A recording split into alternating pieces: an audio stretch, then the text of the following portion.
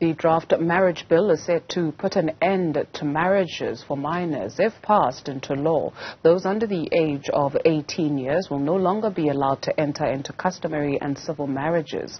Under the current law, parents or guardians are allowed to give consent for marriages of minors. Stanley Malematja is with the Center for Child Law, and he joins us now for more on this. Thank you very much, sir, for your time this afternoon. Your reaction to the latest? Good afternoon, Dudu, and good afternoon to your viewers, and thank you for having us. Look, I mean, as the Center for Child Law, we welcome the scrapping of child marriages.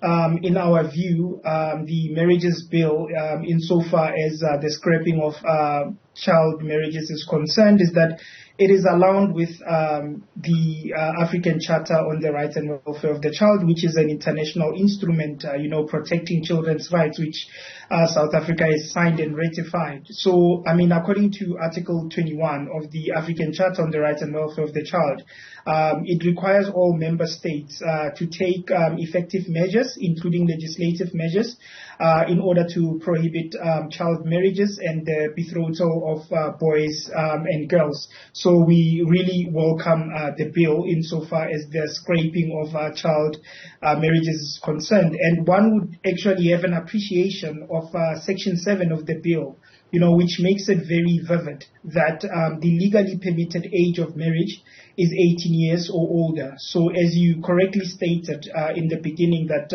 parents or legal guardians will no longer be able to consent to, their children getting married.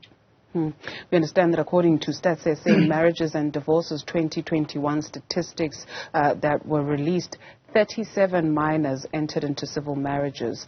5 of them were boys and 32 were girls. 30 of the brides were marrying for the first time. Help us understand some of the reasons why parents would enter their children into marriages who are minor.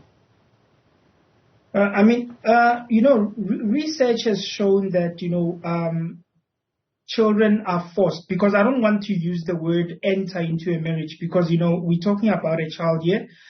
We are talking about a person who, because of their age and level of maturity, they are, not fully capable of administering their own affairs. So, we need to be very clear and vivid and say that these are forced marriages. So research has shown that children are forced into marriages for various reasons. And, in South Africa, the most clear one, it is poverty. Poverty and, lack of knowledge, and, those are the push factors that end up causing parents or legal guardians to give up their children, or to force their children into marriages. And I think also, whilst we do appreciate the stats, I think we need to also appreciate the South African legal system, that whilst it is deeply, entrenched in common law and the Constitution, we need to be mindful that, customary law is also, a source of South African law. But what we posit as the Center for Child Law is that now it is important that customary law becomes in line or becomes in harmony with the Constitution, and especially because our Constitution, particularly Section 28, it places a very high premium on children's rights and their interests. So it is very important that what else we do appreciate customary law as a source of law, that customary law must be in line with the Constitution, so that we protect children we protect our children against harmful practices such as the customary practice of ubutwala. But if I can just add what the marriages bill has also done in this regard, you'd see that the marriages bill, when it comes to the issue about age, where there's a bit of unsurety when it comes to the age of the person who's intending to get married, is that the bill also invokes Section 48, subsection 2 of the Children's Act. And we know that the Children's Act is the primary piece of legislation that, promotes and protects children's rights. So when we look at that section, it allows for the marriage officer to refer the matter to a children's court, so that the children's court is the one that makes a determination as to the age of the prospective person who's going to get married, especially in cases where there's as I said earlier on, that there's a bit of an unclarity when it comes to the age of the person who's intending to get married. From the research, what does it suggest? Does it speak to victims of this act, where parents, like you say, will force their children to get married? And also trying to understand whether these young people are groomed, right, to be made to understand that this is what's going to happen, or this is what or who you are, and this is what or who you are going to be. And so what is it that these young people have told you about them being groomed or being forced to marry an older person? Thank you for that. I mean, also, in South Africa, because of the, the quite distinct demographic, issues of child marriage are mostly prevalent in the rural areas. And as I said earlier on, that, customary law is a source of our law, but it needs to be aligned with the Constitution. So these children are normally forced into this marriage, under the customary, various customary practices, which, I do not have, quite a vast knowledge to speak on to, like the different customs that will be practiced. But the one that I am aware of in terms of research, is the customary practice of Ugutwala, which has since been outlawed. But, even though it is outlawed, we still see, this practice still taking place, as the results from stats or the research from Stats SA still proves that, it is still prevalent. And, hence, as the Center for Child Law, our further applauding of the bill is that it actually criminalizes, a person who consents to knowingly so consent to a child getting married, or a person who knowingly so participates or officiates a child marriage. So, we are quite, excited about the punitive measures that come with, the bill. But what we are not happy with at this moment is that, when we look at the definitions clause in the bill, is that, it doesn't include some of the, vital definitions that, would actually bring about the utmost protection for children who are forced into marriages. For example, it doesn't define what is child marriage, and it also doesn't define what is early marriage, or it doesn't also define what is a victim of child marriage. And, although we do appreciate that, the purpose of this bill, the purpose of this bill is not, to be speaking or regulating on child marriages, but we would urge that, it goes a step further to make sure that, definitions are included, and those definitions are clear, so that, we know, what is the danger, what are the harmful practices that the children are facing, in these marriages. And also would urge that, what needs to be included into the bill as well is what form of protection will be given to those children who are already in these marriages, because this bill is going to, if it's passed into law, it is going to come into effect and regulate marriages which would come into effect on that date, or prohibit marriages which would come into effect on that date that the bill comes into effect. But then what happens to the children who are already in this child marriages?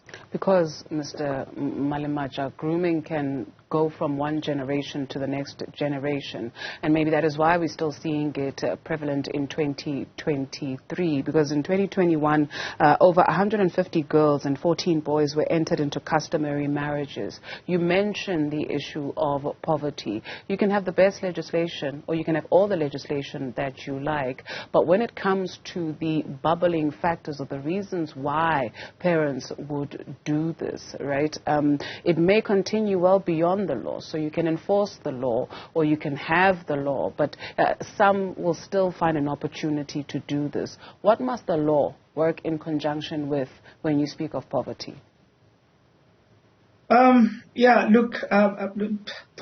is a really great pushing factor to a lot of decisions that people are making, and in most cases they end up giving up the safety and protection of their children, all in the name of poverty. But the shocking thing, Dudu, is that, in terms of research, I at least have not seen a family that can confidently say that since we foster our child into a marriage with family A, we have since become a rich family. So, and I think, apart from having laws to do, we also need to do some groundwork and do some education. I think the relevant government departments need to start doing some groundwork in terms of education, because, as I said earlier on, pinpointing it to a family that says that since we gave up our child or forced our child into a marriage, we have since became millionaires. I've never seen of that or never heard of that family. But all that happens is that, children's rights are being violated. And in most cases, it works backwards, because once a child, in most cases, what research has shown is that once a child has been married, they're expected to do what has to be done in a marital relationship. In terms of these children, some of them are forced to quit school. They no longer receive an education, and we do and know that our judiciary has actually placed a high premium on education, and that education is one of the fundamental rights. In fact, is a gateway right to other rights, in a sense that if one is educated, it opens up opportunities for one to be part of the working sector, or to be part of the employment sector. So, by giving up your child and making them lose on their opportunity to be educated, and therefore in turn being employed, you're actually shooting yourself in the foot, because you're actually exacerbating and continuing the levels of poverty in your family. So, I think besides the laws, some groundwork needs to be done, some education needs to be done. And also, just because a piece of legislation has a punitive or a punishment clause that comes with it, it doesn't mean that all is said and done and that everything will be hunky-dory and everything will be running smooth. I don't think that is the approach. And we also, that's, I'm calling, here on, if this bill gets passed into law, our law enforcement agencies need to be educated about how do they deal with cases of forced child marriages, because a person can be having, plus minus 15 years in the, in the police force or in the law enforcement agencies, but, they would not be able to be dealing with cases of this nature, especially, take, for example, a police station in the rural area, where 50% or 80% of the police officials who are there believe in a particular custom, or that custom that a child can actually get married. How do they deal with that case without being biased and without imposing their cultural beliefs and practices, separating their cultural beliefs and practices from their job and actually doing that which legislation wants them to do. So apart from having the law, we do need some education, both on the parents and legal guardians and the law enforcement agencies. And to take it further also on Mr. our judiciary. Unfortunately, I do beg your pardon, unfortunately we are running out of time, but with the boy child, with whom are they entered into marriage and for what? Come again, Dudu? The boy child, with whom are they entered into marriage and for what? I mean, look, it's different. Sometimes they enter into a marriage with an older woman, especially in the customary sense, and sometimes it is just an arranged marriage where it is both minor children. And, as I said, they are entered into these forced marriages for purposes of living as a married couple and doing that which a married couple does, and actually just depriving them of their right to childhood. Thank you very much for your time this afternoon. Stanley Malematja is with the Center for Child Law.